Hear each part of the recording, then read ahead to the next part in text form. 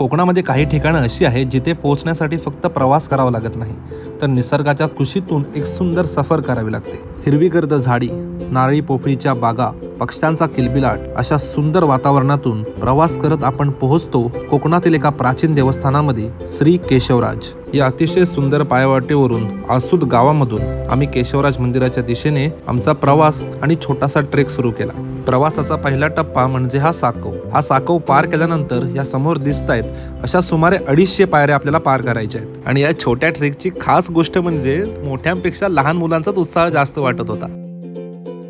250हून जास्त पायऱ्यांची निसर्गरम्य सफर करून आम्ही केशवराज मंदिराच्या बाहेरील प्रांगणामध्ये पोहोचलो आणि मंदिराचे दुरून दर्शन झाले. दापोली तालुक्यातील आसूद गावामधील हे प्राचीन मंदिर भगवान विष्णूंच्या केशव रूपाला समर्पित आहे. प्रतिवर्षी हजारो भाविक या मंदिराला आवर्जून भेट देतात.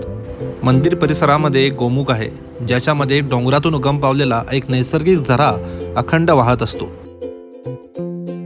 शतकानुशतके भाविकांच्या श्रद्धेचं केंद्र असलेली ही मूर्ती आजही प्रसन्न आणि तेजस्वी वाटते. केशवराजांचं मनोभावे दर्शन घेऊन आम्ही आमच्या परतीच्या प्रवासाला निघालो. काही ठिकाणे नुसते पाहायचे नसतात तर अनुभवायचे असतात. केशवराज हे त्यापैकीच एक.